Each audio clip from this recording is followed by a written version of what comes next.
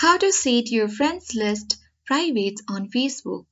Hi everyone, welcome to the channel. This is Rose from Create Login and Delete. Without further ado, let's dive right into the video. First of all, launch Facebook application on the web version. Now click search bar, type facebook.com and press enter. Now make sure that you log into your Facebook account using your Facebook credentials. After that, click profile icon at top right. From this menu box, click Setting and Privacy. Now choose Settings. After that, a dialog box appears, or simply you will reach on this interface where you have to scroll down and look for Audience and Visibility section. Under this, click How people can find and contact you.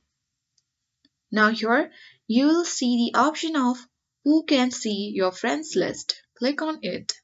And from this dialog box, scroll down.